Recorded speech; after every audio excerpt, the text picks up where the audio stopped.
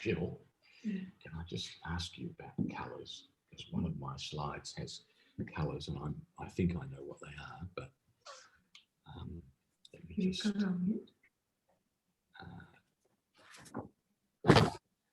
That's green.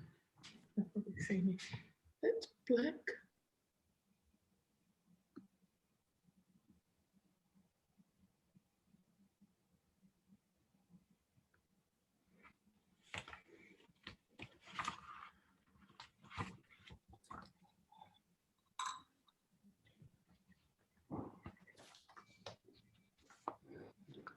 Konnichiwa, Sato-san. Konnichiwa. And konnichiwa, Aki.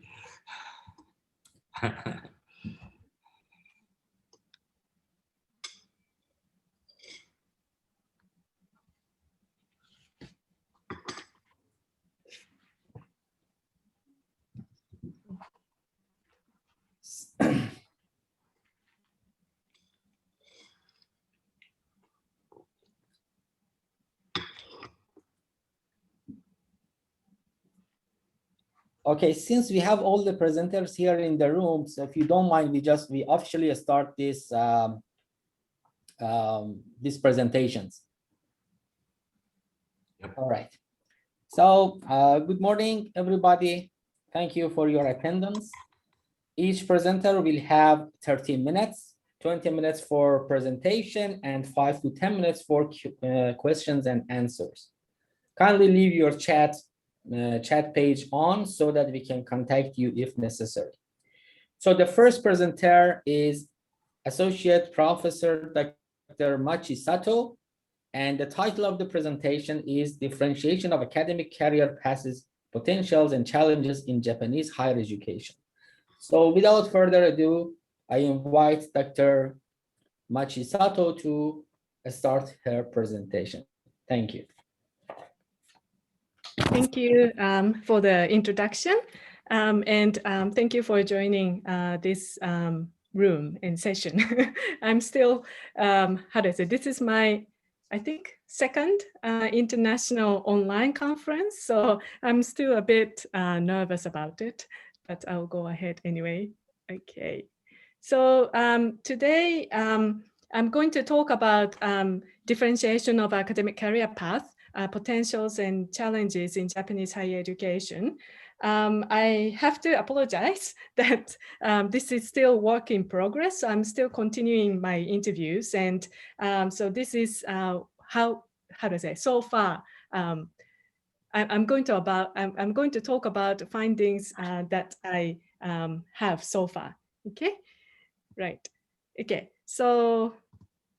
Here, just a brief background of Japanese higher education.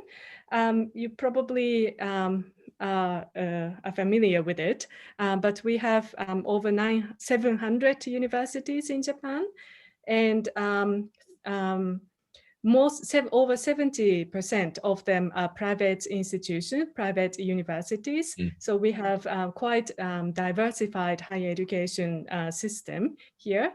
And we do have a kind of pyramid structure with former imperial universities, such as like Tokyo University and Kyoto universities as top research universities. And then we have what we call F-ranked universities in Japanese, which means anyone can enter those universities type of institutions. We currently have nearly 200,000 academic staff. Those are full-time staff, so it doesn't include part-time staff members. And it's not really relevant to my study itself, but the gender balance, we have only 25% female academic staff still. Okay. And our postgraduate education is growing. Since 1990, the number of students in master's program and PhD program more than doubled. And this was due to the higher education policies that pushed the expansion of graduate school, and which created more competitive academic market And we have what we call highly educated but unemployed issued. Okay, so this is the kind of background. And those are the familiar, I think, terms that you hear in any other higher education systems. So we do have impact of massification and neoliberal ideas in policymaking and changing value of science on our higher education system. So we do have policies that kind of relaxed their regulation towards public universities so that public universities have more institutional autonomy. And we do have, how to say, the university councils introduced the contract academic positions in 1996. So since then, we kind of had full-time staff members, but we now have lots of contract academic positions. And this was to promote the academic mobility and enhancement of academic productivity. But as you know, it actually created the sacrifices the, how to say, younger generations as a, how to say, highly labors within the university. And the government introduced the differentiation of universities, which was first mentioned in 1998. What it means is that although, as I said, we do have pyramid of university structure, we didn't actually differentiate the universities before. But after 1998, the government introduced the idea of, okay, if you want, you can choose among 3 different categories. One is research and how to say, world competitive research and teaching university. So, top university tier group. And you can also choose to be a local flagship university, or you can choose to be the university for specific purposes, such as foreign language studies, specific professions and things like that. So universities were encouraged to choose one of those categories, and the government introduced different types of set of criteria for them to meet. And then also the money came within that category group. So that kind of policy was introduced. And we did have corporatization of national universities and stronger emphasis on evidence-based evaluation, competitive funding to promote university reform, and that included private universities. So many of the, most of the policies were related with form national universities and public universities, but there were some policies that tried to have impact on private universities as well. So those are the kind of, I think, familiar changes that you see not only in Japan, but in Australia, in America, in UK, in any other, how to say, developed countries with higher education system. So we had various impacts on academic lives. One of it is casualization of academic post. So this is just an example of 11 research universities. So those are the top research universities.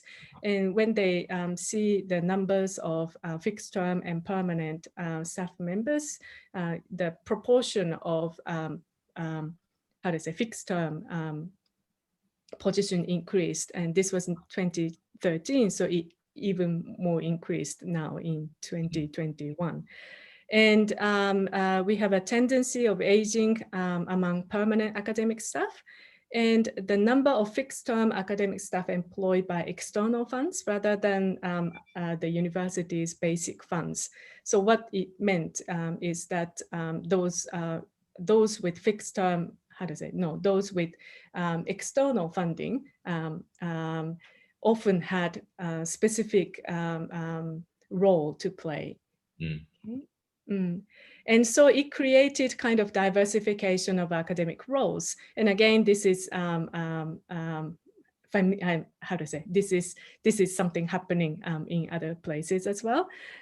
So diversification of academic roles means there are academic staff members who do not necessarily engage with teaching, research, and academic services that is considered to be traditional academic profession. It's as I put the quote from McFarlane, who discussed about unbundling of academic professions and emergence of para-academics. There are different terms such as third space professionals and other terms that try to capture the academics, how do I say, the staff members who are hired as academic, but not necessarily play the role of those traditional academic roles. So we have studies that show that shows de facto para-academics experience who, while formally employed as an all-round academic, effectively play just one element of academic practices, such as like teaching only, or hired for particular research projects, so they are not allowed to do other research activities. Or we do have people who are hired to work on the industry, research with industries, entrepreneurial academic type of work. We have university research assistant, so their role is more to give service to other academics in terms of assisting their research activities and things like that. But still, they are called academics within Japan. In other countries, those new positions are now more professionalized in a way, and they do have a professional staff position within the university sometimes, or in some countries, differentiation of academic career path started to take place. So in the case of Australia or US or UK, they have teaching focus, research focus, or combined academic positions. In Malaysia, in some universities in Malaysia too. So when the academic is hired, or after they get evaluation of their own outcomes, they are either encouraged to choose, one of those academic career paths, or they're placed in, those differentiated academic career path. So that's what's happening in other places. But in case of Japan, we still do not have that type of, professionalization of para-academics. It's not really taking place yet in Japan, although we do have movement amongst educational developers and university research assistant to professionalize their positions. And we still do not have institutionally differentiated academic career paths in place. So what's happening is that individuals who are in that type of positions need to struggle to sort of balance their work and keep their own identity and try to find the way forward. So my question is it better to have clearly defined differentiated academic career paths so that at least individual academics can see what is expected of them, and the university can introduce reward and recognition system according to the path? What would be the impact of differentiation on academic professions as a whole? So these are the questions I have. And I started doing this research since about 2 years ago, a year ago, yeah. And this year, the University Council in Japan published a report that discusses the need to reconsider the balance between research and educational activities according to the mission of each university and how academic staff may distribute their effort on teaching and research. So basically, this paper is sort of encouraging to introduce differentiation of academic career paths. And I'm concerned about it. So I wanted to explore this topic. Right. So the method I use was I did interviews, and the purpose of the research was to explore views of Japanese academics on the differentiations of academic career path. And what I did was I did online interview, and it was semi-structured, took 60 to 90 minutes. And I used the academic performance framework from Monash University in Australia as a scenario. So I gave them this framework first, and then we introduced the framework and asked following questions. One was that, suppose this framework is going to be introduced to your institution, what do you think would happen? And would you welcome this framework? Why? Why not? Any pros and cons? Any suggested amendments to the framework? What would be the consequences of having this framework on academic profession in your field? And I tried to have the discussion about it with the interviewees. And this is the framework that I shared with my interviewees. So this is actual framework used at Monash University. Okay, and these are the list of interviewees. It was snowballing sampling. So I had people from psychology, information science, humanities, and design. And their age varies, their institutions also varies as well. Okay. So when I explained about the structure in Monash University, those are the questions that was asked about the framework. So many of the interviewees asked, who chooses the teaching only career path? Are they from educational studies? So it was difficult for them to see, why would you choose teaching only career path when the reason why you enter the graduate school and enter academic post is because you like research. And at what point of your life stage would you be able to choose to teach only? So those were the questions that came out, and they were quite puzzled about education focused, because they couldn't really figure out what kind of expertise can you get? Like, where do you get that expertise if you are to be education-focused career, staff members? The second one was, how can they assess contribution of teaching-focused staff? So they were able to see, okay, so if you are in research-focused, then maybe number of papers, the citation. There are different ways of seeing the quality of your research activities, but what about teaching? How can you do that? The third question was, what does it mean to carry out research about teaching? So one of the things that Monash talks about in terms of teaching focused stuff is that if you want to be, go up the career, like to associate professor and professorship, you need to carry out educational research in your field. So what it means is that if you're teaching physics, then you're supposed to be doing research about physics education, how to teach physics in the university context. But my interviewees were asking, what does it mean to carry out research about teaching? So they couldn't really figure out, if you are trained as physicists, then how can you conduct research about physics education? The fourth one was, what kind of subject do the teaching only staff teach? So this came out quite clearly. Do they teach something very simple, basic stuff, or can they teach advanced level of specific subject matters and things like that? And then there were some other questions like, can you change the career path? Are they paid significantly different? So those were related with kind of conditions as workers.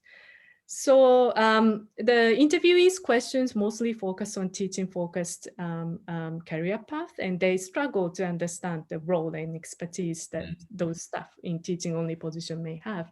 In other words, it's probably difficult for many of the Japanese faculty members to see teaching as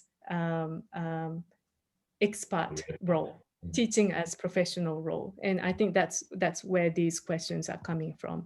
Although those were, I can see, quite enthusiastic about their own teaching. Okay, okay, and one of the things. So teaching focused staff can teach general subject, but not specialized subject. Those are the comments that came out quite strongly from various numbers of interviewees.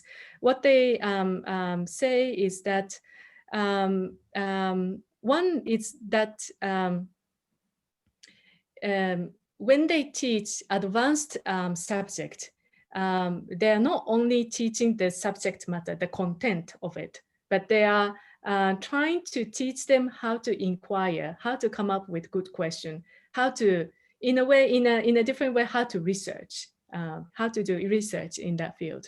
And if that's what they are teaching, then the instructor who teaches those subjects should be able to research as well. And therefore, advanced subjects needs to be taught by researchers or the academic staff who have combined position. That's one of the things that came out quite strongly. And another thing was that yeah, another thing that came out was that when in the university education, it's more important to have the sense of how to say the sense of wonder. So in their idea of university education is that not necessarily teaching needs to be simple and easy to understand. The classes in the university does not necessarily need to be easy to understand. Rather, in the university, it's probably better to leave the classroom with lots of questions so that students can start wondering and be active about inquiry. So they couldn't see the importance of having skilled teachers. That was one of the things. This is for advanced subjects, but they talk about different things for basic subjects such as like basic skills and basic mathematics and things like that. Okay. I know I'm running out of time. They also talk about teaching is part of research. So it was very intertwined. And they talk about things like, okay, I need to teach because the students that I'm teaching will eventually become part of my research group. So this person carries out team-based research and you know, when undergraduate students started to do undergraduate research project, those research topic is part of bigger research project that this person runs. So when they teach the students, they know that they are teaching students, but at the same time, they know that they are training colleagues, future colleagues. And so teaching becomes part of research. Another thing is the characteristics of the university. So many of them say that we need to take into consideration the characteristics of the university. If the university, as I said, you know, if those lower level universities and their focus is on teaching and they're not expected to do research, it's probably better to have teaching focused faculty position rather than combined position, because it confuses the academic staff who are hired into those universities. But you know, it's very difficult to make that distinction amongst. It's easy for the research intensive university and teaching focused university, but majority of universities are combined university. So it's very difficult to draw a line in that case. And it's a bit more to do the pressure on academic profession. So differentiation means most pressure and competition. And many of them sort of say that having multiple roles gives excuses for not being able to do excellent in teaching nor in research. So you can say, I'm busy with teaching, so I don't have time for research. I'm busy with research, so I'm not good at teaching, that kind of thing. And they are aware that academics these days are expected of a lot, and they are expected to achieve very high standard, and they are aware of it. And so many of them are struggling between what their expectations and their reality. And if they start to have differentiation, which means they are clearly divided and their assessment becomes too clear. So it's better to keep it vague so that more people can survive within this competitive world. Okay.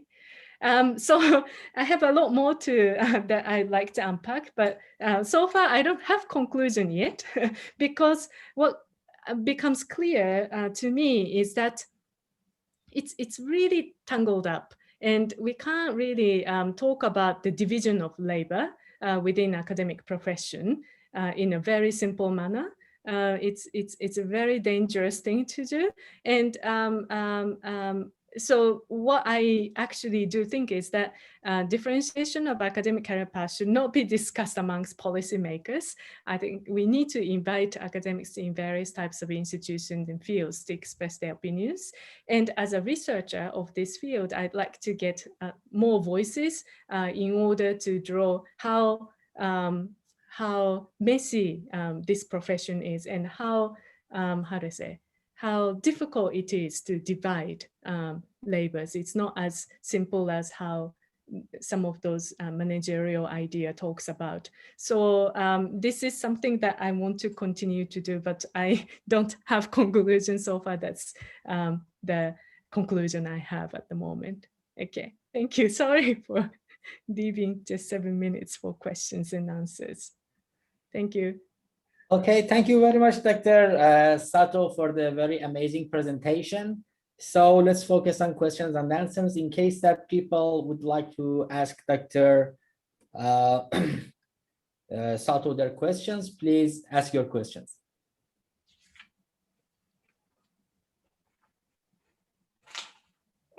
Sato Sensei, may I ask one or two questions? Thank you for a very interesting presentation. So the Japanese academic profession, as you point out, has some major similarities with the academic profession elsewhere. It's a pyramid with more people at the bottom and fewer at the top.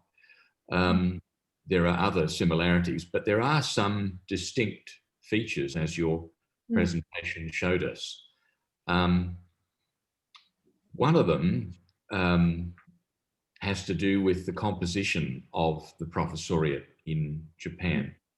And it came home to me a couple of years ago when a number of us were invited to Todai, to Tokyo University, to review their PEAK program, which is their English language programs. And so a number of things that became apparent about the staffing composition. And of course, this was Todai, so somewhat like Kyodai and Osaka and so on. It is one of the elite universities, of course. But I wanted to ask you about some particular issues. One, gender, and perhaps Sato-san and Yamada-san can speak from personal experience in relation to that, about the particular position of women within the Japanese professoriate, how many of them get to, full professor and leading positions, and also their perceptions. The second one was international staff, because that became very clear at Todai that international staff felt in some ways marginalized. They couldn't participate fully, partly due to language, but there were some other issues as well. And the third issue is English language. And the work of one of your compatriots, Ishikawa sensei from Osaka, showed that there were very different pressures on staff in the natural sciences and in the social sciences. So natural sciences were expected to publish in English and largely were, but because Japan still has a large linguistic community, and including in research, social sciences and humanities were still very much largely publishing in Japanese. So there were some distinctions there. Any comments you can offer on any of that, I'd be interested in.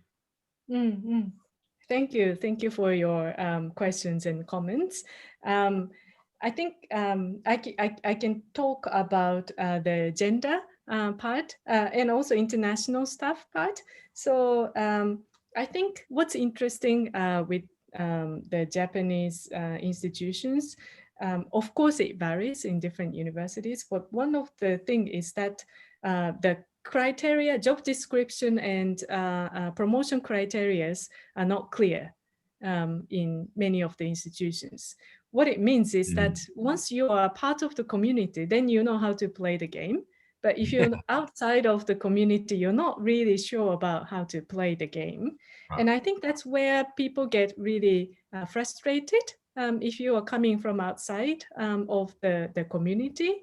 But it is a way of also managing the community.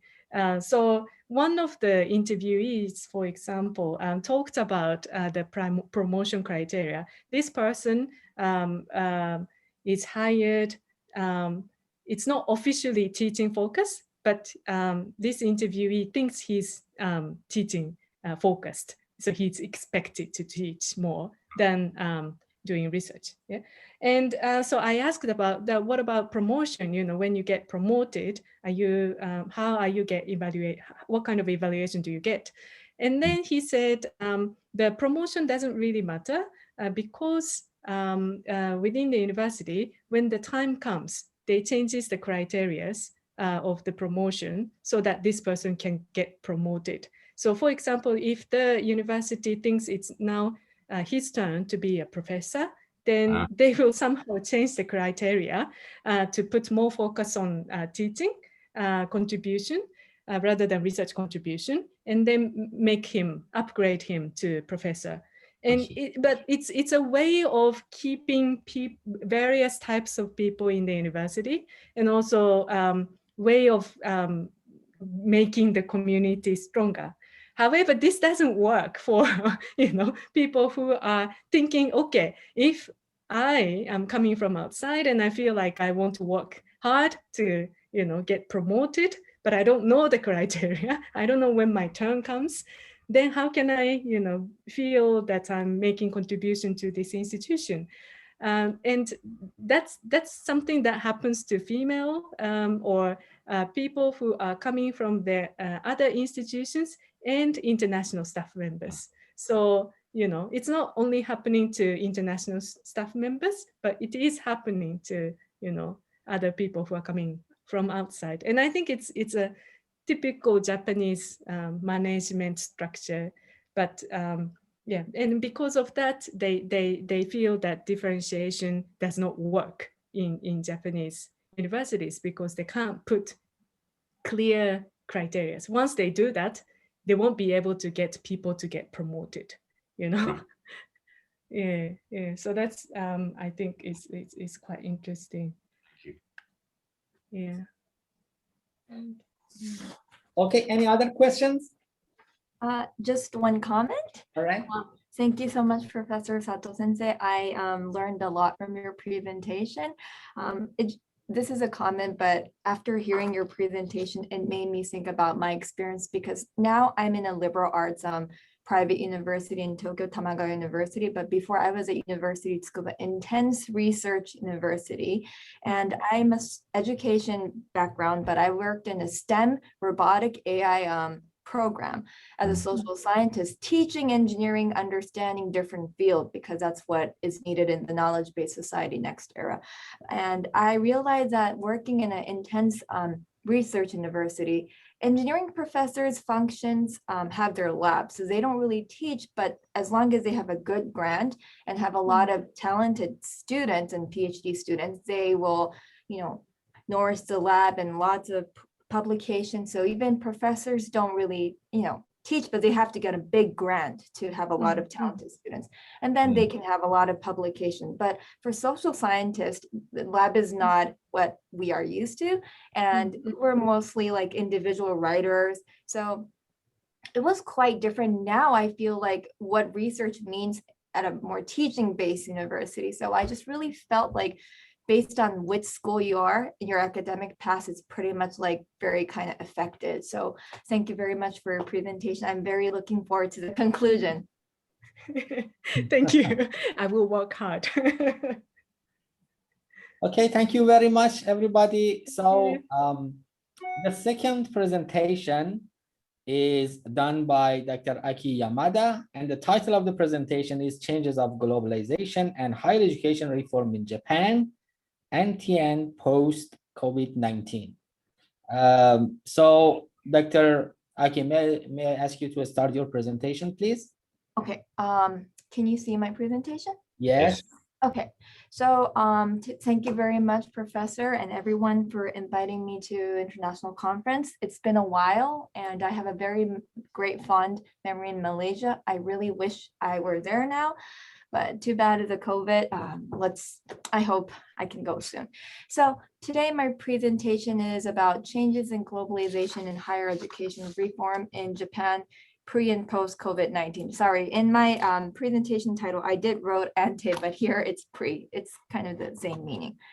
So to begin with, for my presentation, the key words is that what does internationalization means, especially during COVID, and it's not even after, it's not done yet, but during the COVID era, and what globalization means, and also what it means to study outside of culture, what it means to like really study global atmosphere when you really can't go.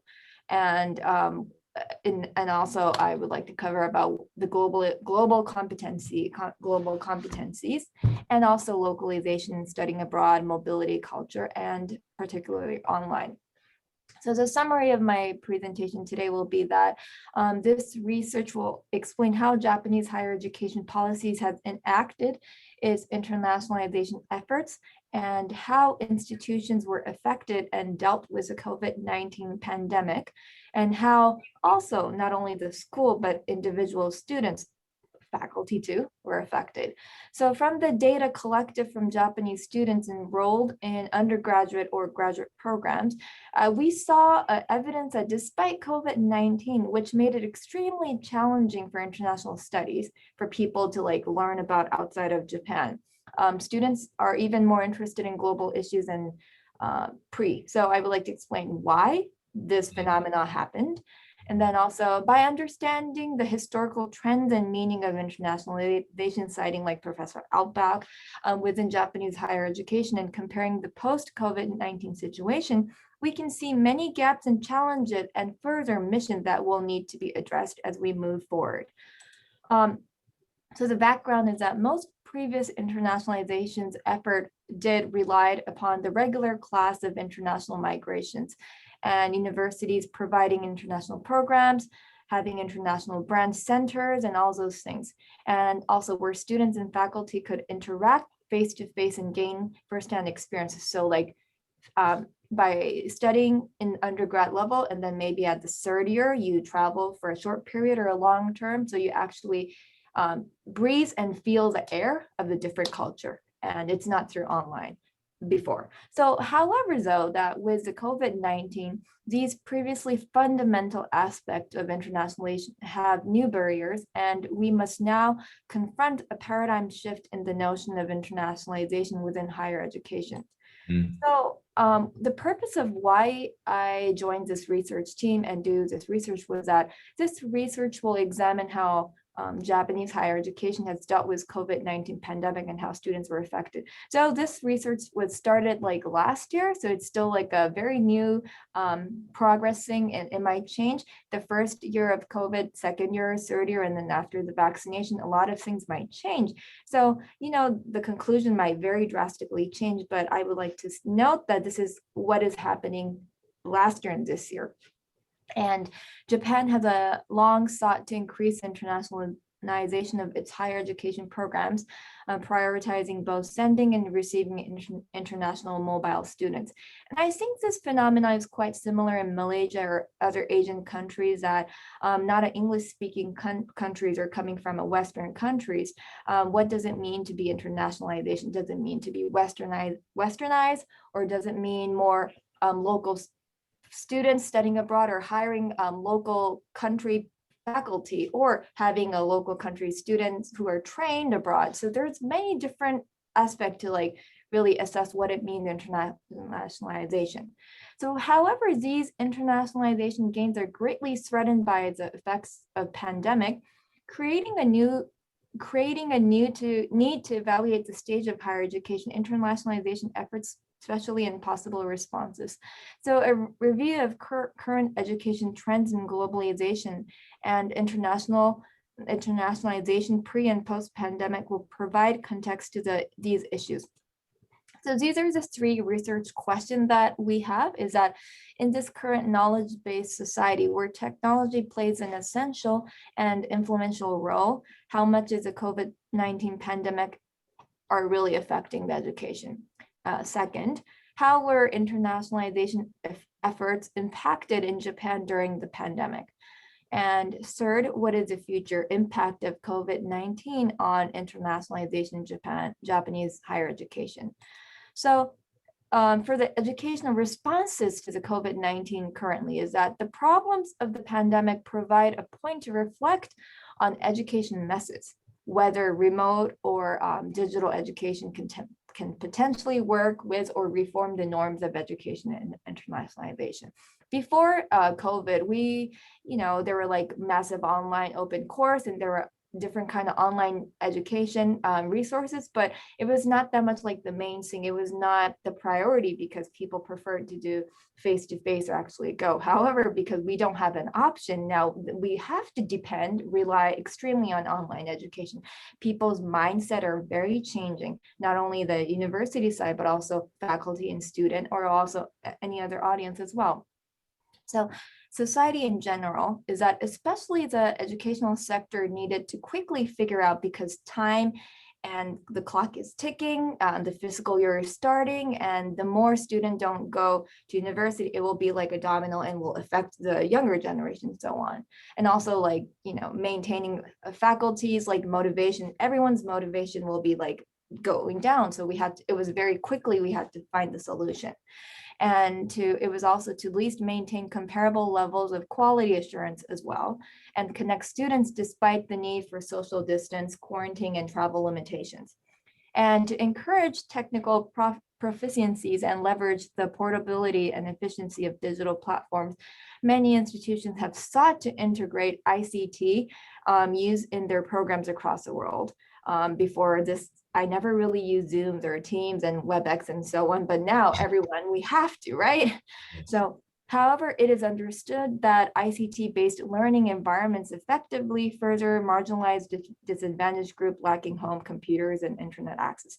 The more they have good Wi-Fi, the more they have a good computer, but there are some groups, they don't have it. So again, we can see disparity about that. So, explaining what is a global competencies and why there is a demand is that, globally competent students should be able to understand multicultural values and viewpoints from multiple perspectives. So 3 points of global competencies, Reimers 2009 has said that. Number one, being able to embrace cultural differences and possesses an international understanding to contextualize those differences, to be aware, to understand, to know the problem. And then next, develop the ability to speak, understand, and think in foreign languages. Not only learning the content, but also to understand how that mind is working in that country. We have to understand how to speak. We have to understand their ways of values and so on. So language is also another skill set. And by learning the language, you would also learn a lot of different kind of cultural thing actually. So linguistically, it's very important. And third, gain deep knowledge and understanding of world history, geography, and process of globalization, and the ability to think critically and creatively about complex global issues. So the more you are aware of what kind of values and ways of thinking, philosophy exist out of your territory, you start to like create a new ways of thinking, and your critical thinking will change and you will have more options. So this is the beauty of like studying multiple things from different perspective.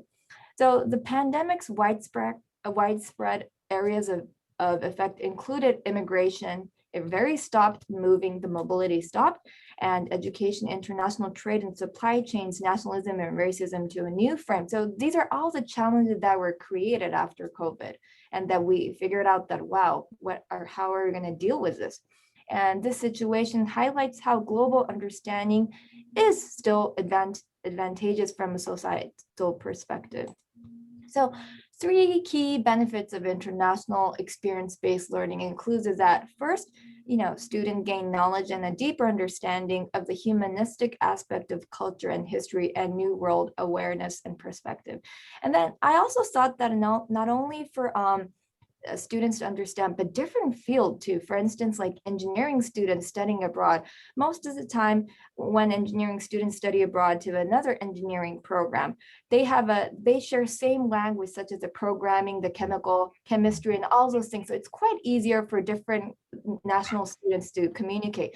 However, for instance, a Chinese philosophy students coming to Japan and studying a Japanese philosophy, we don't share the same language. We do share the similar Chinese character, but just that does not really make it easier for them to connect. So again, depending on your major and studying abroad, there's all these different challenges. So it's quite interesting to know that when we think about why there's so many STEM scientists having a lot of Nobel Prizes, even they speak different language, but because they share the same, fundamental language in their field. However, in social science, humanities, it's quite different. So again, we can see the difference between field of studies. And then second, going back, is that firsthand experience aids students in considering issues affecting people in objective and critical manners.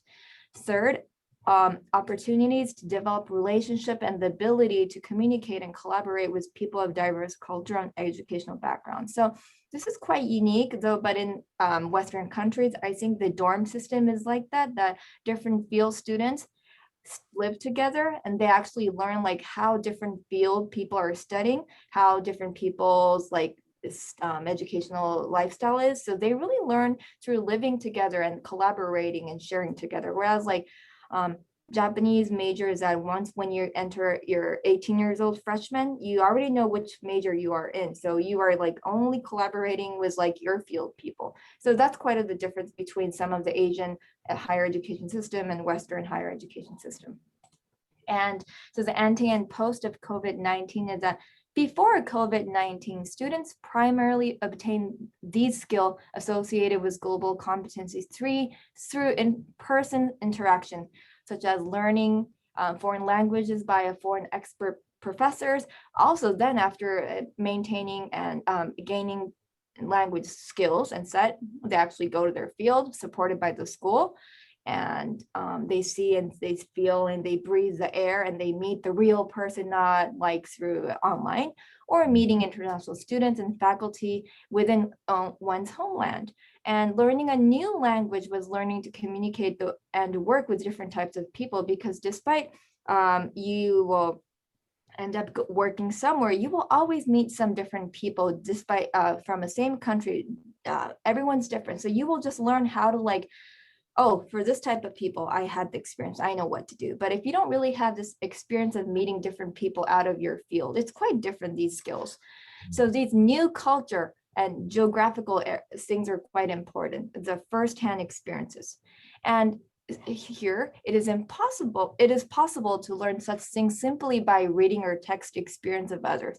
But there is much to be said, the lack of authenticity and engagement lost through conceptual learning. So as a result, global competencies often relate to experience-based learning. This is what I figured out. So however, though, the pandemic also significantly affected incoming international students due to the strict restriction banning most international travel to Japan. While we have a Tokyo Olympic right now, but it's very strict about who can come in. Universities accepted almost no new international students for immediate studies last year, especially 2020. And I think still in 2021 too. So unlike many countries, Japan's strict travel bans for most incoming foreigners will still in place as of June 2021. And as a result, incoming international students have had to postpone the start of their studies, risk losing scholarships and experience, or rely entirely on remote attendance from their own home country. So as a methodology of my research is that in 2020, I participated in a research project funded by the JSPS that conducted surveys to assess how university students obtain skills under the umbrella of modern global competencies. So our team conducted an international comparative studies across university undergraduate and graduate students studying in 4 countries. So we targeted United States, South Korea, Taiwan, and Japan. Though in my presentation, I will only talk about Japan.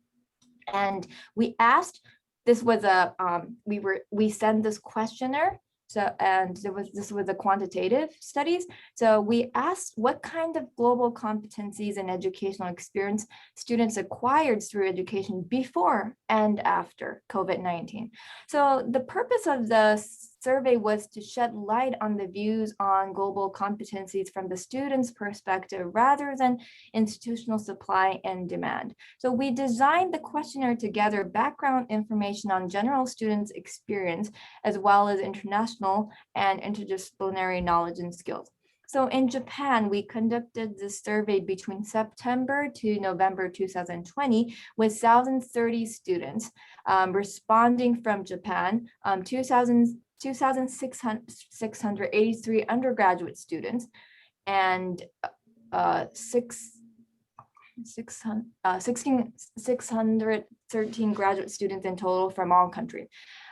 Though this survey had participants from several countries from comparative analysis, this presentation only focused on the Japanese student data. So this was quite interesting. I should have explained more the other countries' data too, but because of the lack of the time, I will only focus on Japan. But this figure 1 is that intention and or interest with respect to different countries and cultures and post-COVID-19.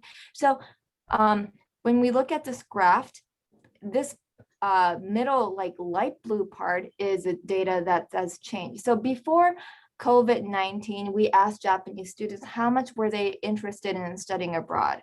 And after COVID, more realistically, quite different to study abroad. How do you still feel about studying international studies?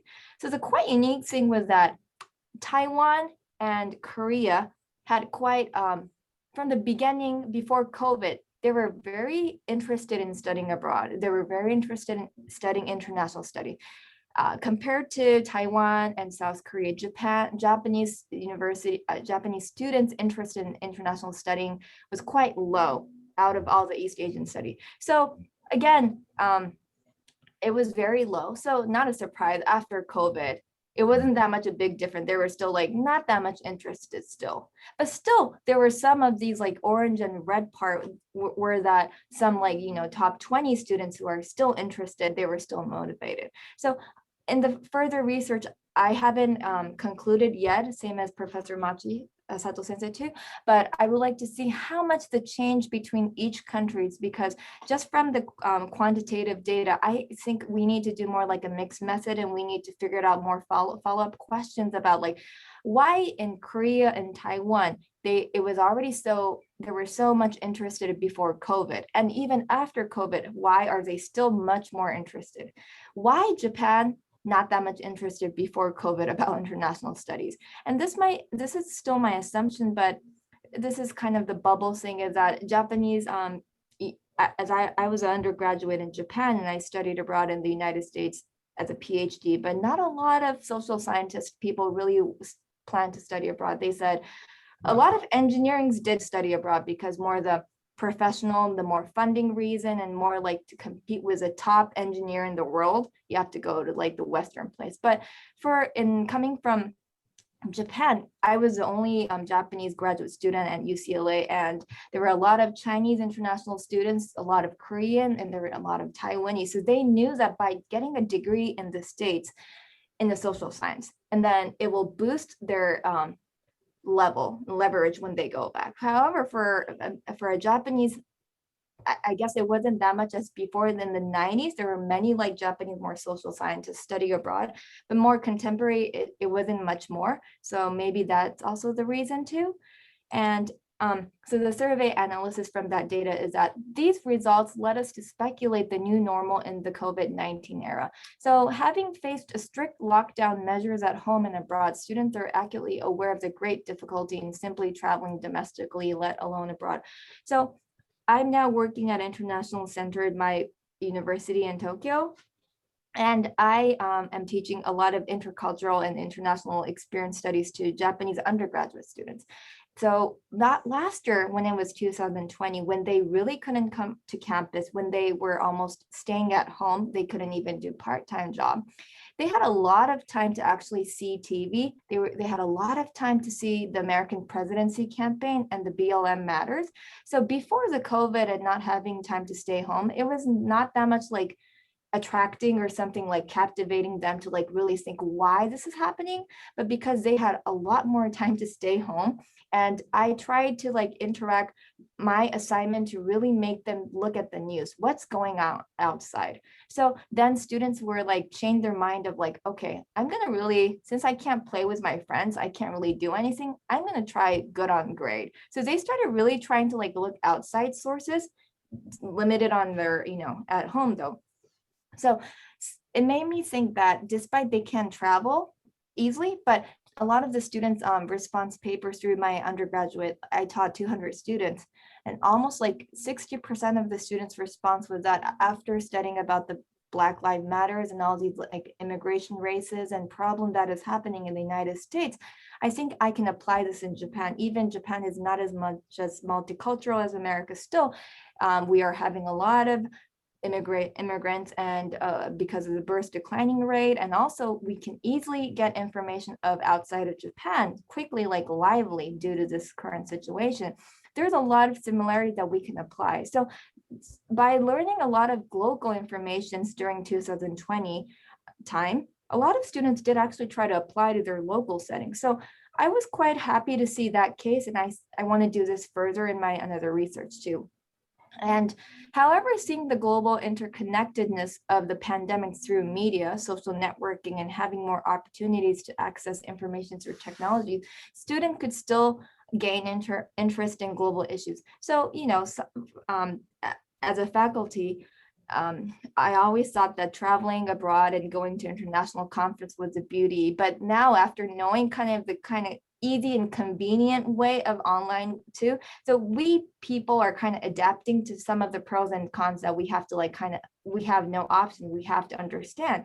So I think this kind of phenomenon was also applying to a lot of students, that they understand that they can't really travel. Their 4 year of university is not going to stop. It's just like moving. So they will be a third year, they will be a fourth year, and then realistically they have to go to work, or some might go academic path, but still the clock is not stopping. So they were kind of like adapting in this situation as well.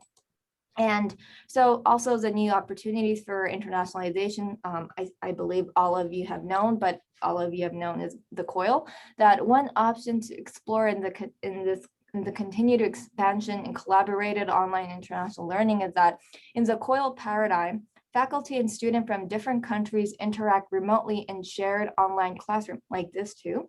As a remote video conference learning gained greater adoption and degree of acceptance because of COVID-19 at the domestic instruction level, it is possible to expand on co-ed programs in a similar manner.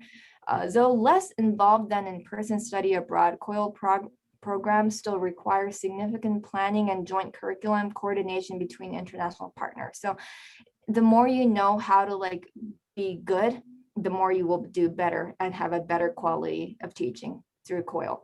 So the concept of IAH, internationalization at home, was developed in the early 2000s to teach intercultural skills and global competencies purely at the domestic level.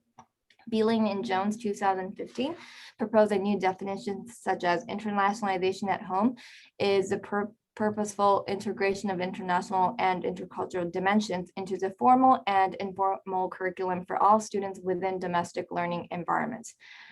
And as a conclusion here is that from the data collected from Japanese students enrolled in university or graduate school, were that we saw evidence that despite COVID-19, which made it extremely challenging for international studies, especially, students are even more interested in international issues than before COVID. So having more knowledge and information about current events happening worldwide, students observed and started to think more about international and global issues.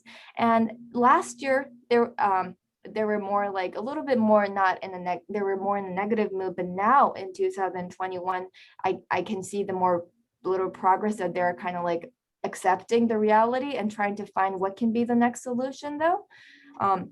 So I think in the further research, like when it's 2022, 2023, and after the vaccination, there might be again different phenomena that might happen here. So while there is student demand for university engagement, universities, programs, and educators must adapt how they develop global skill sets. And I read an article yesterday that Waseda University's chancellor explained that more private university has to recruit more faculty, because if they keep teaching like a massive student course online, the motivation of students and also like the quality will decrease. So now private university are thinking that to keep a good quality, we have to really provide more smaller class, like a 20 to 30 student class, because right now I am teaching like 200 students. And to be honest, teaching 200 students online, it's very difficult to do online. So it becomes very like one way. So the key to have a good online teaching to a massive student that I have to like always write response. I write response to every 200 students. And this takes a lot of time. Of course, to be honest, I do copy paste some parts and I do change the name a little bit. But again, if I keep doing this, but it's quite a lot, but also for students, they don't feel like they are like abandoned from faculty. If they just get a grade, they don't get that much satisfied. They don't feel connected to their affiliation. However, if they see like a little comments from a faculty, they realize that this professor is really taking time to my assignment. I'm going to try to work hard on my online. So I started to think that there's a lot of challenge also for faculty, but also for students too. So what is like the win-win for both sides? And I would like to hear that from the audience as well.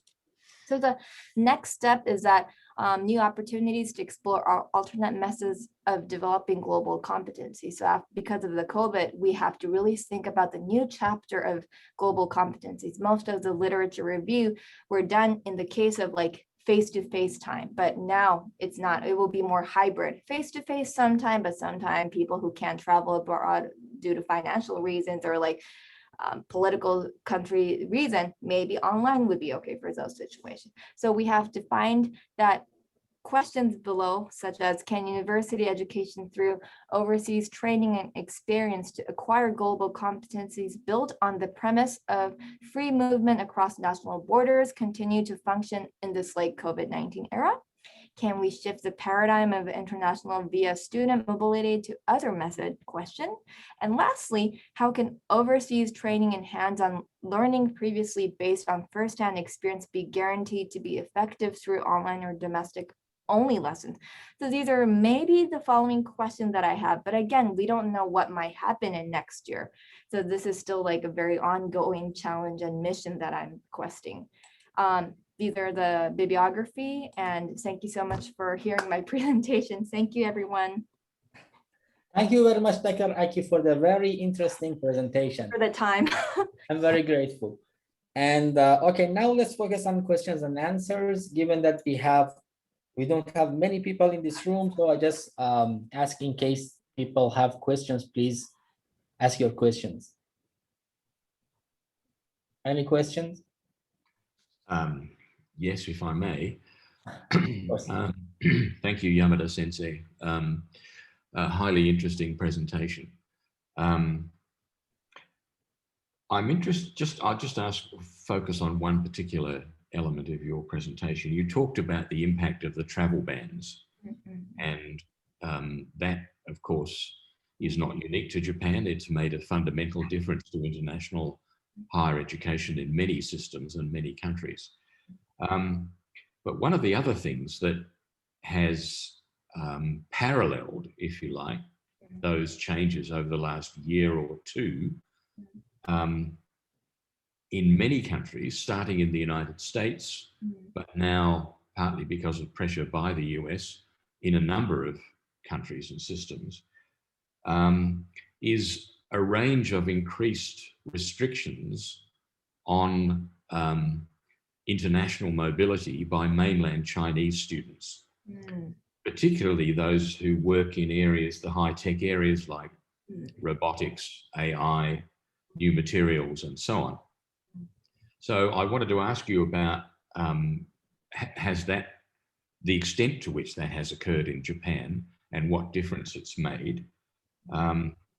And secondly, another quick question is, do you have a sense of what the impact has been on the fall, the decline in international enrollments? What are the implications of that? That's the part I haven't figured the second question. So that's like the thing I need to do. So that's like a very important thing that made me think about more. So I will try to, like, 1 year later after my conclusion is done, I will personally email you, Professor Welch. Thank you very much. Also, this the Chinese engineering and robotics or AI field, I think, you know, when I think about capitalism, I think quite when I was in a public university at University of California, Los Angeles, which is funded by the state, there were a lot of international students. And at first we can think like, wow, it's very diverse, it's great. But then if you think from the state side, the very rich Chinese students pay full price 4 times more than the local American students. So for American stateside, they are happy to receive more and more money. And so I was able to think that it was not about the quality assurance. Of course, there might be some of that part, but because of now it's banned and a lot of international mobility has stopped to go to the West, a lot of the money part has been like affecting too. And especially the Chinese case is the most representing example. So I would like to do research about how this international mobility have stopped into like certain field, Silicon Valley as well. How is it affecting too? So I would like to study more about that part. Thank you, Professor Welch. Thank you. Dr. Aki, I also have one comment. You know, I think there are a lot of variables or a lot of phenomena that we can clearly see that have changed from before the COVID-19 pandemic and up to now. So there are a lot of changes that we can see. And basically, those are some kinds of variables that we can call them observed variables. For example, the number of travels, the number of registered students. We know that, for example, the number of international students, the registration of international students has dropped from the beginning of the COVID-19 up to now. Yes. So these are somehow observed variables, but I just wanted to share with you something that seems to be interesting and somehow relevant, which is about some kinds of other phenomena or other variables that we call them latent variables. And logically, we expect to see a kind of decline in some of the variables or some of the phenomena, as I mentioned, but in reality, it doesn't happen, or we don't find empirical evidence for that. I just want to share it with you, something that is important and somehow interesting.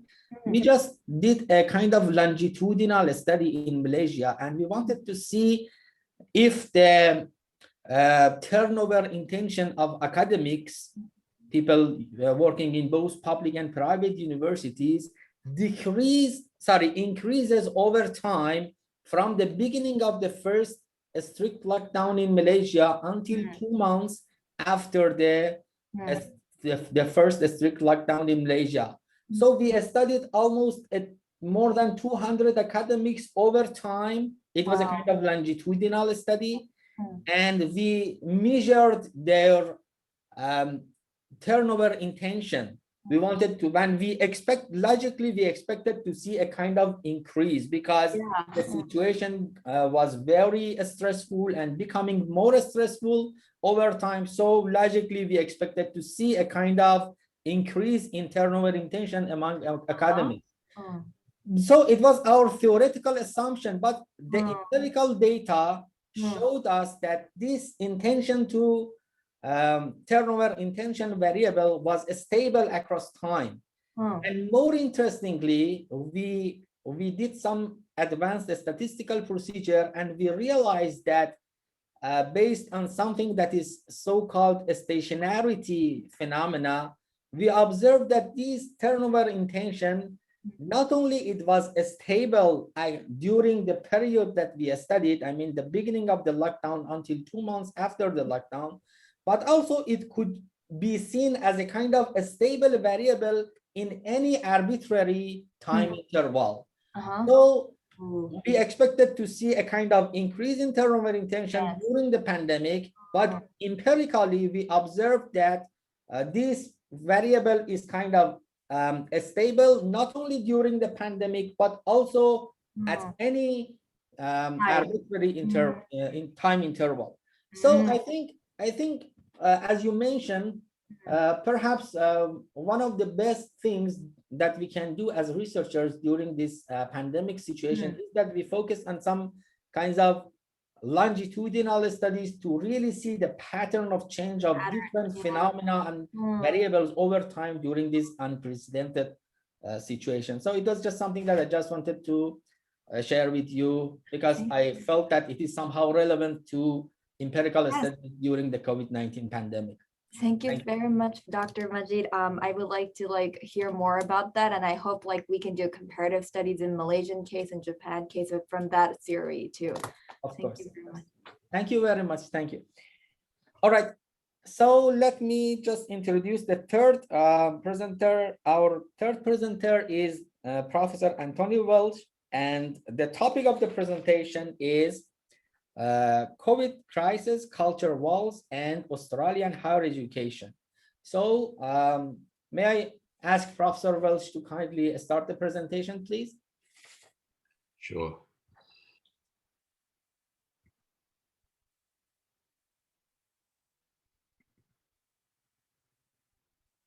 Okay, can people see the screen?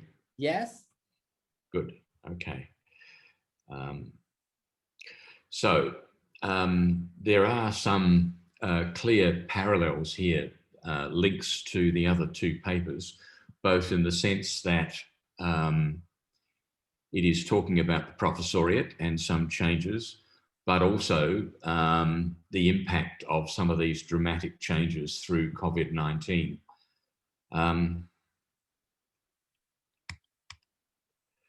So let's start with the bigger picture then, the global impact of COVID on education more generally. And I think we would all agree that it has been dramatic over the last year or two. Some of the estimates are that something like 280 million children were out of school in 2018, but within a few months of the pandemic beginning, this had risen to 1.6 billion. 370 million children who rely on school meals are now not getting them as a result of the pandemic. Another impact has been on education aid, which is falling dramatically and may not recover for many years. The Global Education Monitoring Report, UNESCO, estimates that something like 39 billion is needed annually over this period of 15 years or so to achieve universal primary and lower secondary schooling, and that is at risk. So it's possible that this could be the worst education crisis we've seen. Something like in 160 countries, schools have closed with hundreds of millions of children affected. And even worse, and this was hinted at in some of the earlier presentations, the effects are very unequal. Rural and remote children, girls, the poor, refugees are the ones most affected. Some of them will never return to school, so the impact may be lifelong. So what about the impact then more specifically on higher education? Again, they vary significantly, and again, they are unequal. As was pointed out in one or two of the earlier presentations, the impact on teaching has been profound. Face-to-face teaching had to shift online at lightning speed. Of course, there was some online availability before, but this had to happen substantively very, very quickly. That was hard enough for well-resourced higher education systems. But for poorer systems with limited ICT skills, limited infrastructure, it was of course much harder. Research has also been affected, especially in laboratories and clinics, many of which have restricted access or indeed closed. My daughter, who has just returned to Australia, was working for quite some years at UCSF, which is a medical university in San Francisco. And as a result of the restrictions, she was basically unable to see any patients and had to work from home, only seeing patients by Zoom, not actually face-to-face. Just one example. But for systems with a high dependence on international students, largely the Anglo systems, if you like, they were particularly affected. So in the United Kingdom, for example, in 2018-19, there were nearly 500,000 international students of a total of 2.4 million, so around about 20%. As was indicated in the last presentation, yes, that's a boost to diversity, but it also represented a significant proportion of total income for many universities, particularly the so-called top-tier Russell group, the Oxford, Cambridge, UCL, and so on. So just a quick then sketch of the development of Australian higher education to just put us in the picture. The first university dates from the middle of the 19th century. Of course, at that time, all of the students were white, all of the students were male. Women were still formally excluded from the system. But Australian higher ed has long been very international. What did international mean? In the early days, it largely meant aping the British system. Staff very largely came from the UK. There were a few Germans, but very largely influenced by the British model, particularly the Oxbridge model. That changed rapidly, particularly after World War II, in the context of a very large mass migration program. The field of higher education was watered with many intellectuals fleeing a war-torn Europe, numbers of whom settled in Australia and contributed to the development of higher education. Some of them were Jewish, understandably. But now, 40% of Australia's migrants come from Asia. Asian Australians comprise 14 or more than 14% of the total population. And we now have major Asian diasporas, of which the Chinese is the largest, with a very swiftly growing Indian diaspora, Vietnamese also significant.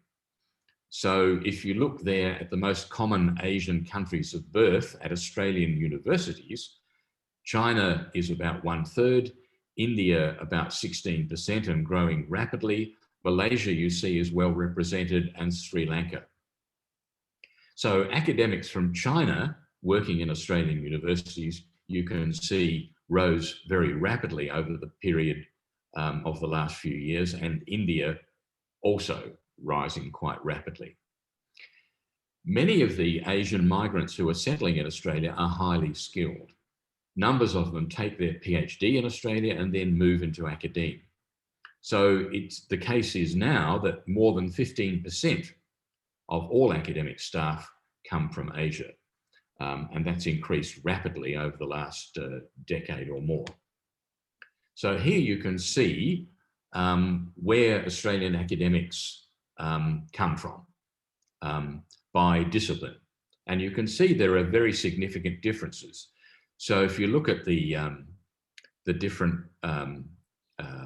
categories, Australian-born differs appreciably, and you can see it's very low, relatively low, in areas like IT, engineering, and so on, much higher in things like education, which is more locally based, of course, and the creative arts.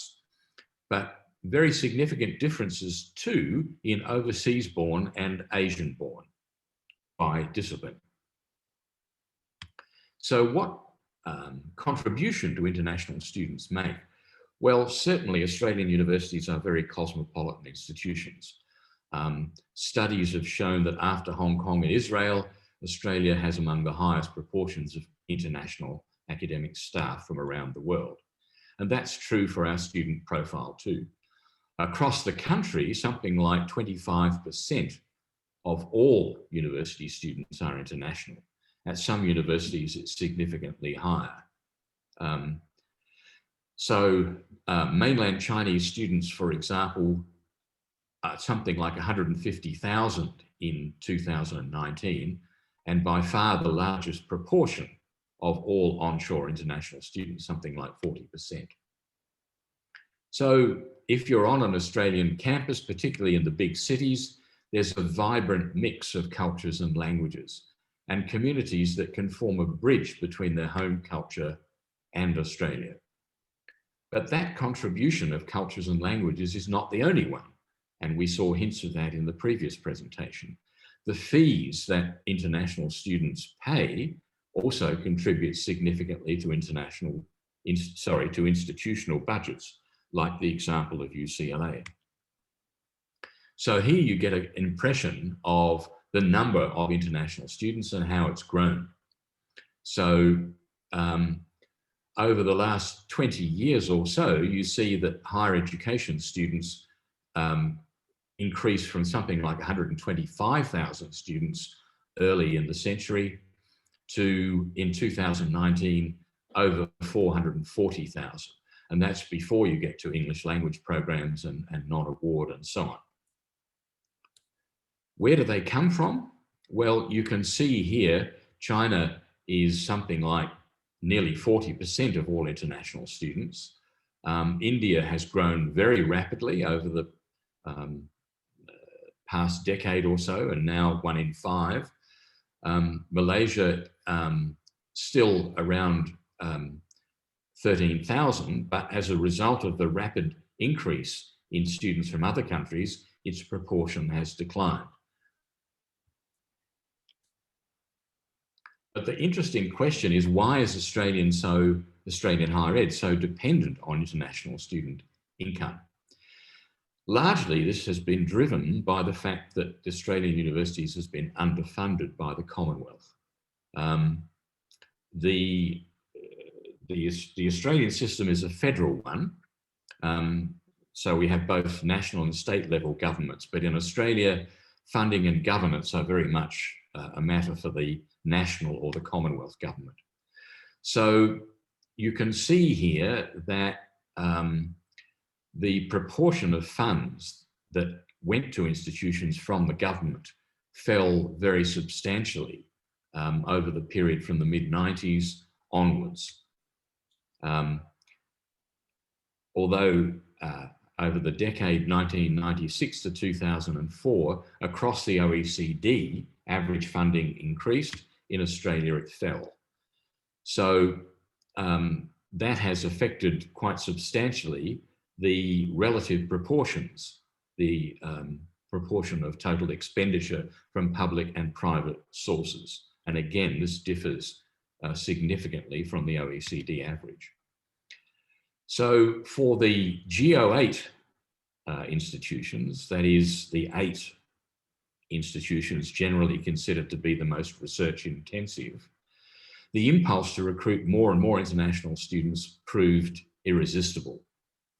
At my own institution, for example, the proportion of international students at the university was getting close to 50%, 1 in 2. That's very, very high anywhere, I mean, compared with anywhere. That income was used to subsidize the cost of university operations, particularly research, and that was particularly important for the research-intensive universities who had the most substantial research expenditure and who undertook most of the research. So that underfunding drove universities to actively seek to diversify their income, a major source of which was international fee-paying students. Some of the leading universities, particularly those from the GO8 that I indicated, have been earning hundreds of millions of dollars per year in international student income. And as I indicated, that money was largely used to subsidize operations, particularly expensive research projects. So one estimate, a recent estimate, was that something like 3 billion out of the total 12 billion spent on research recently came from international student income. What that meant, of course, was that Australian universities were very vulnerable to any downturn in international student mobility, as a number of us have been pointing out for quite some time. And a recent study confirmed, in fact, that 7 of Australia's 40 universities were at greatest risk, some from within the GO8 and some from outside. That same study predicted huge losses of international student revenue by 2024. The UK, rather similar, the same fears for much the same reasons.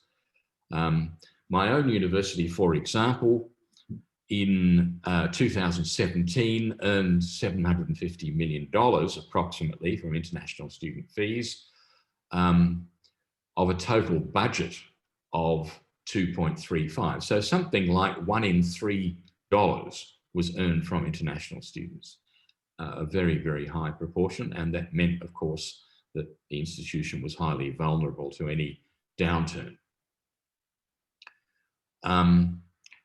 Mainland students, as I've said, comprised around 40% of all onshore students, international.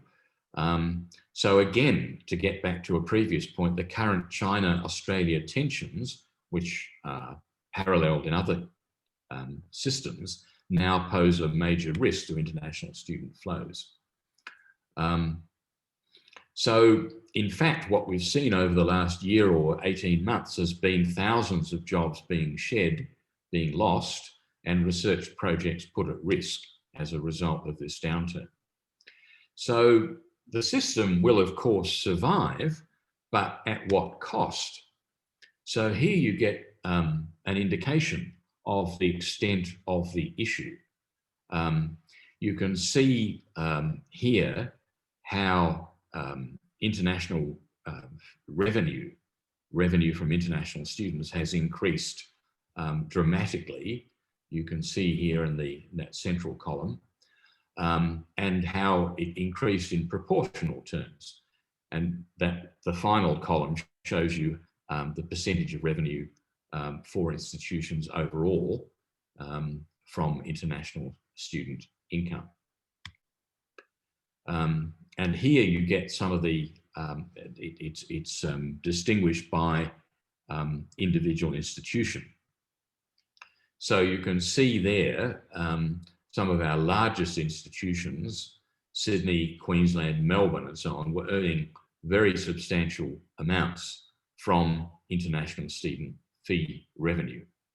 And you can see there how important the Chinese component was for those institutions. So what happened once COVID hit? Well, as you can see here, the impact was quite dramatic over time. So the red bar shows you 2019 and 20, and you can see how, as the year went on, the difference between the previous year and 2019 grew and grew.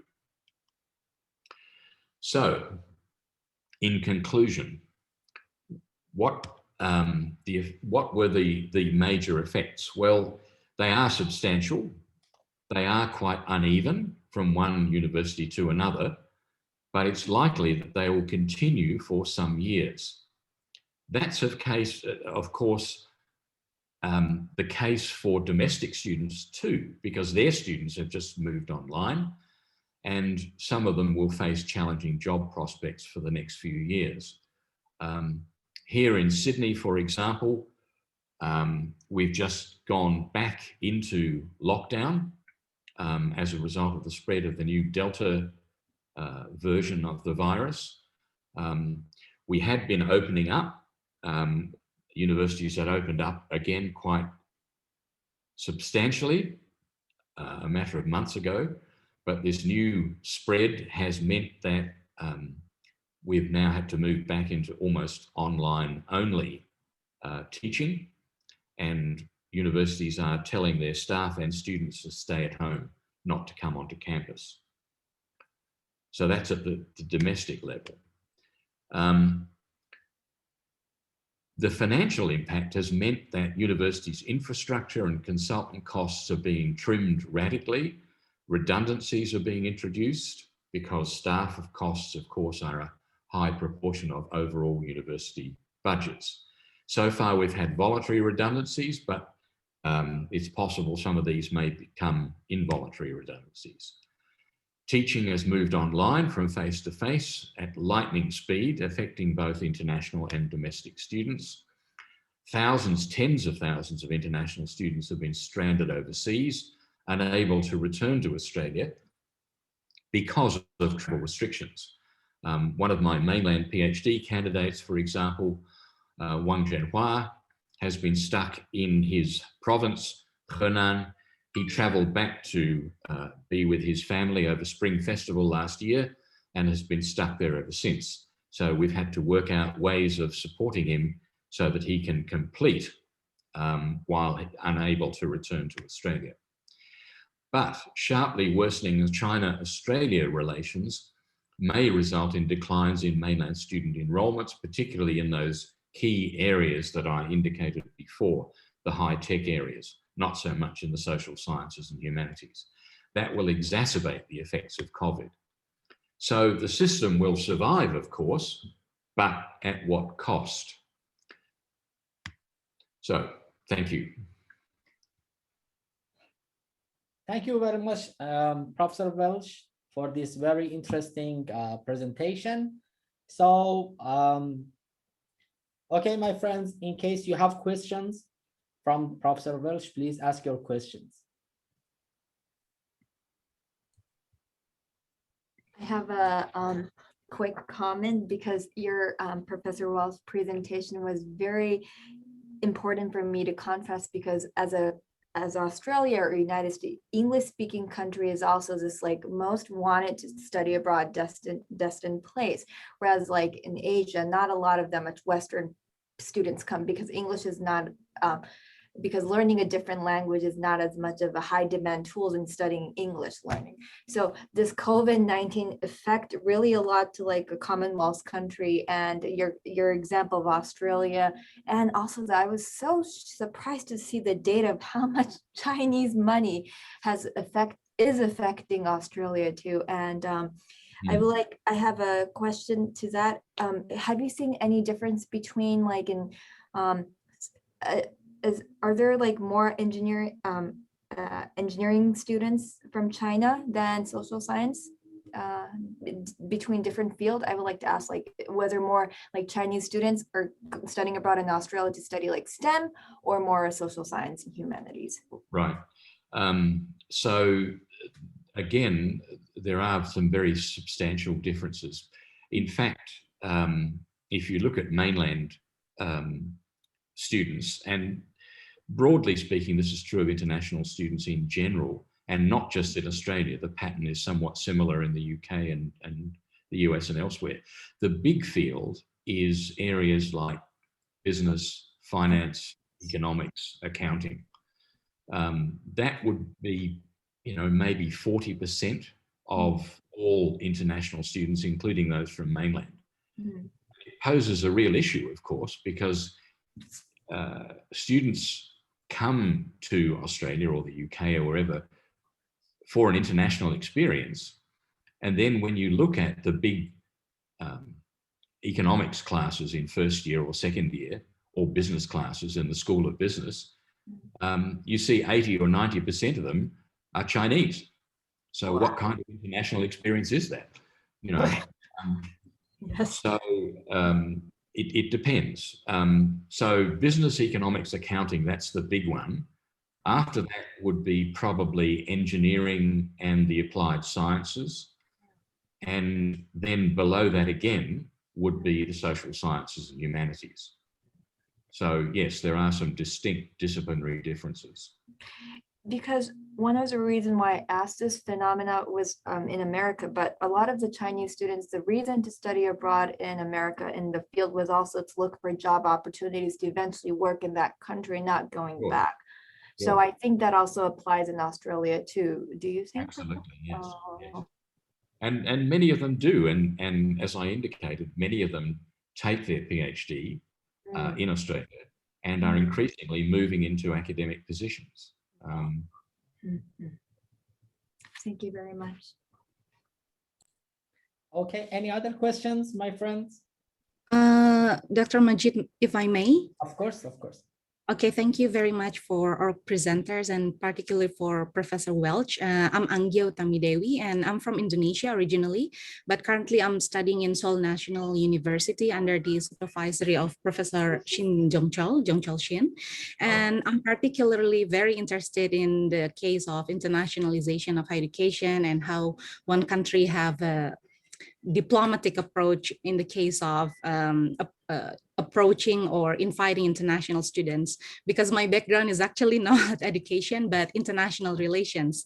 So interestingly, back in 2011, I made a research about how Australia diplomatic policy is actually really related with the higher education policy in the country as well, especially in relation with multiculturalism approach to ensure that how Australia is a safe place to study.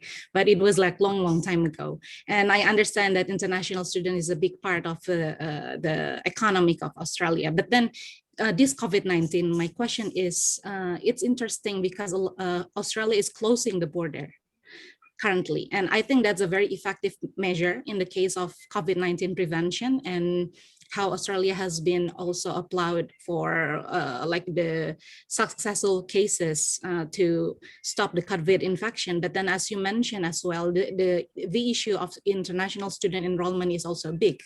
And I wonder to see your opinion about how this two different kind of policies from migration point of view, immigration point of view, particularly, and on the other hand, on the higher education policy, which is kind of like, of course, how to say, like,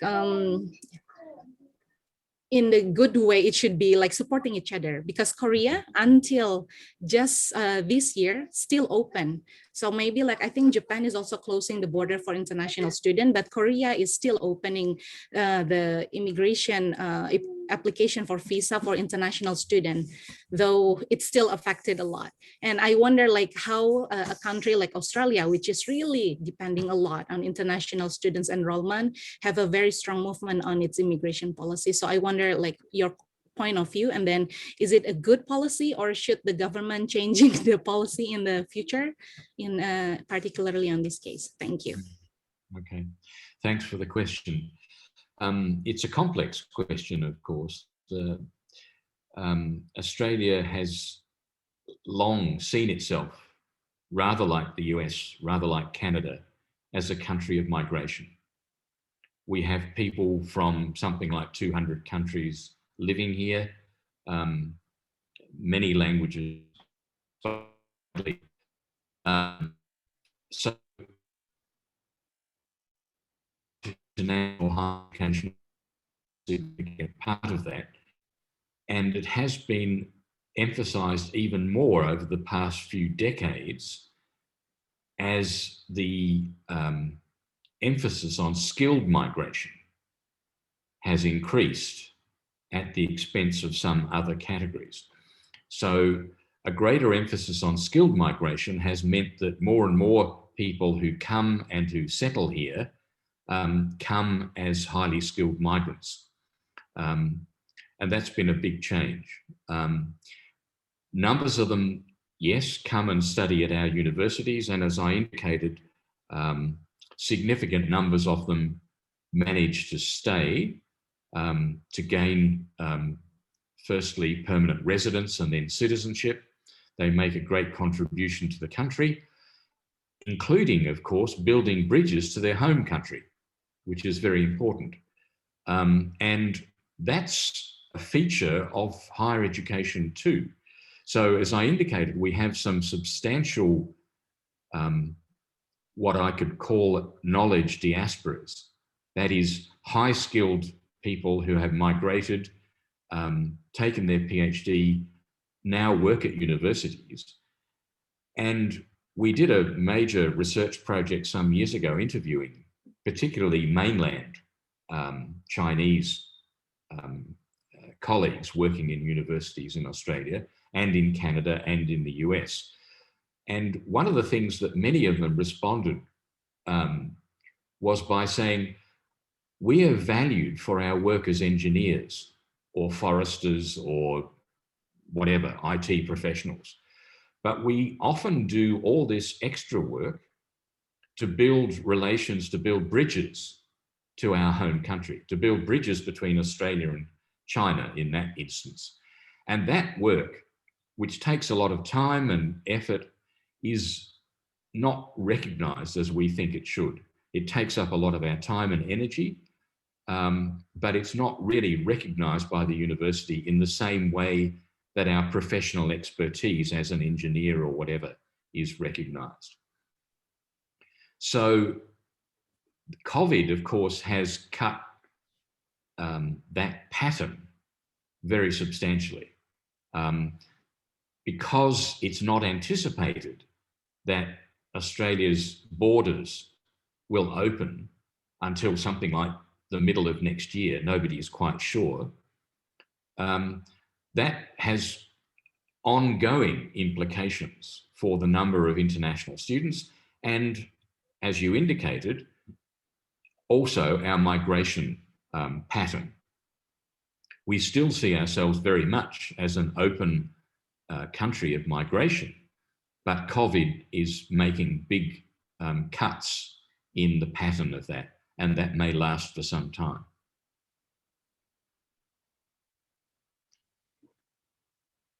Thank you. So any other questions?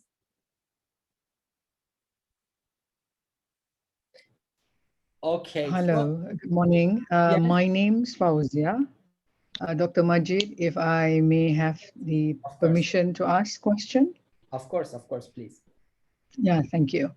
Sorry, I'm not going. I won't on my video because of this internet connectivity, but I hope my voice is loud enough. I mean, clear enough to be heard. It's clear.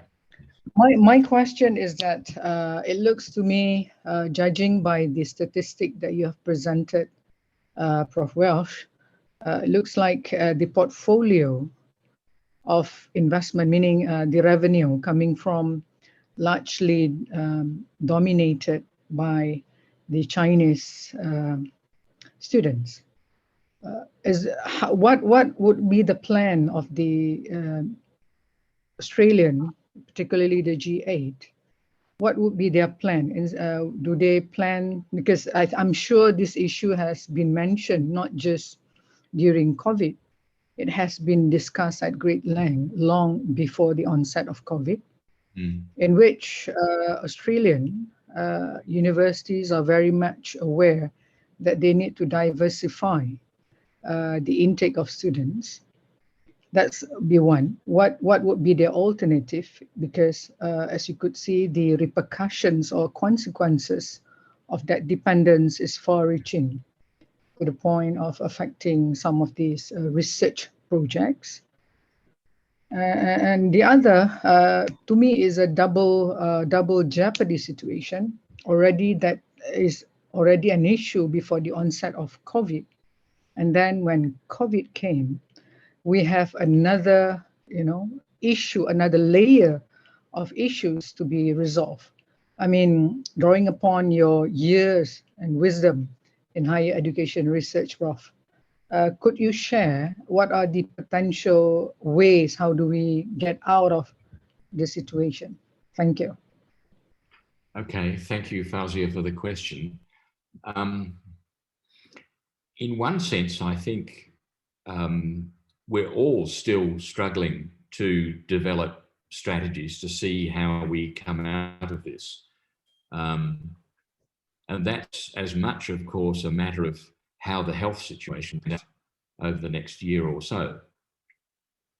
In this system, we did quite well initially, as I indicated before, but the situation in the last couple of months even has changed quite significantly. So one of the things we are learning about this pandemic is that we have to keep learning. It's changing rapidly, and particularly with the Delta virus, which is affecting so many countries, we just don't know exactly how bad the impact will be, but it's certainly quite substantial. As I indicated, we are now back in lockdown in this state, New South Wales, not across the country. So even domestic travel has been cut. So other states immediately said, we're closing our borders to New South Wales. So no one from Sydney can travel even outside of Sydney, let alone to the other states. But as I indicated too, international travel, international mobility has been highly affected, and we don't know for how long. So we're still learning about exactly what the impact is. Institutional responses have been to look very, very closely at their budgets.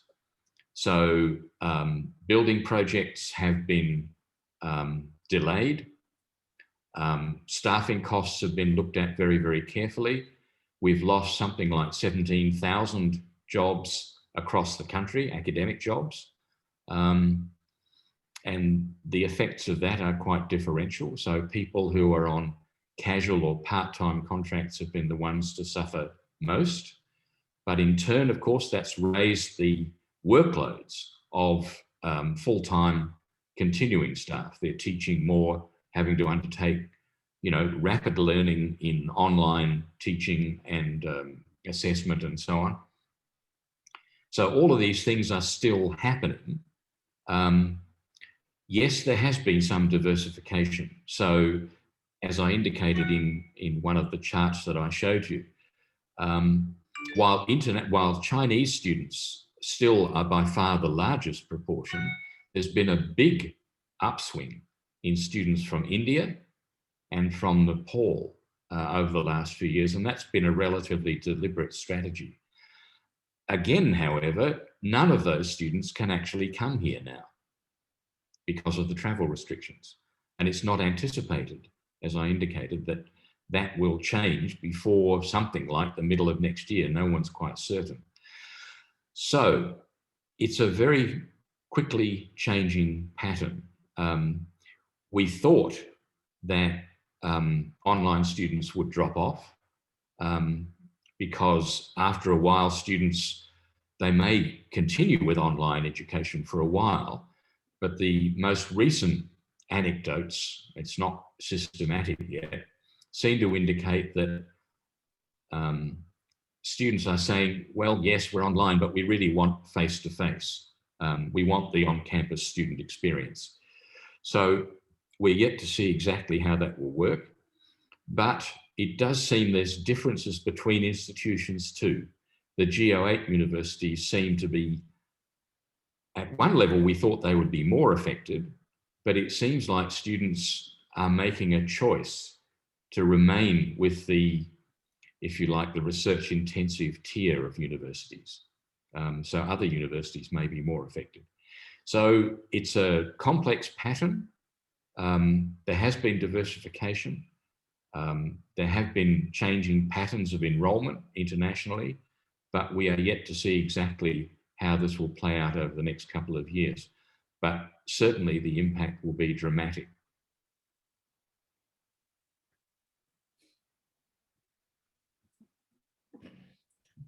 Okay, Professor Welch, thank you very much for the answers. Just now, one point came to my mind, so if, I just want to ask you this question.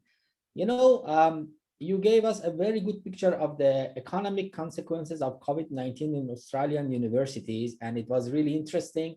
But I'm just interested to know if you are aware of any ongoing research projects in Australian universities focusing on the social consequences or cultural consequences, or more importantly, psychological consequences of COVID-19 on the students and academic staff in Australian universities. Oh, yes, yes. There's certainly research being done on the impact on, for example, international students. Because one of, as I indicated, thousands of international students were stuck abroad when the travel restrictions were brought in quite rapidly. Some of them are still there. They still can't come back to Australian universities because of the travel restrictions. But equally, there were many international students who've been stuck in Australia. They're unable to travel abroad either, just as we can't travel abroad. Now, the impact on them has been quite profound. Some of them were on scholarships, so either Australian scholarships or scholarships from their homeland. So maybe they're not too affected, but many international students were working part-time in order to sustain themselves, to earn income that they needed for rent and food and other things, because, well, they just needed that money. A lot of that has dried up. So many international students are now in difficulty. And whereas Canada and some other countries reached out to international students and provided support, for reasons that I won't go into, I won't bore you with, the national government here has said no. If you're in trouble, and some of them are, quite a number are, you should return home. Now, that has been, I think, a terrible policy decision, very unfair, very unreasonable, because, as I indicated, international students have contributed not just financially, but culturally and socially and economically in every way for decades to Australia. So I think it's a terrible policy. But to say to international students, return home, it's not possible. They're not allowed to return home. They can't get a flight out. So even if they wanted to return, it's mostly not possible. So yes, there are some very significant research done into the difficulties faced by international students, for example. Yes, it's had an impact on staff as well, of course, particularly staff who do international research. They can't go abroad to do their field work. They want to do interviews, but they have to do them by Zoom and so on. But the impact on international students has been quite significant and remains unresolved. Thank you very much for the explanation, Prof. Welch. Thank you. So, okay, my friends, I think it is now time for our group photo. So I would like to ask you to kindly, yes, switch on your webcams so that my colleague Noni will be able to take a few snapshots, screenshots, sorry. Thank you, Noni. Okay, please smile. 1, 2, 3.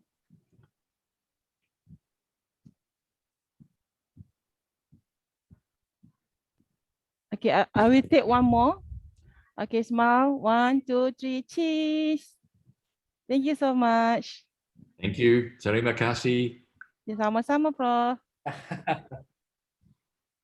Okay, thank you very much, my friends. I really appreciate all of the presenters and all of the people who participated in this session. And I wish you all the very best. Please keep healthy. Thank you. Thank you, Majid. Thank you for your chairing. Thank you very much, right, Professor, thank you, sir. everyone. Thank you, everybody. Bye. Thank you. All right, see you. Bye.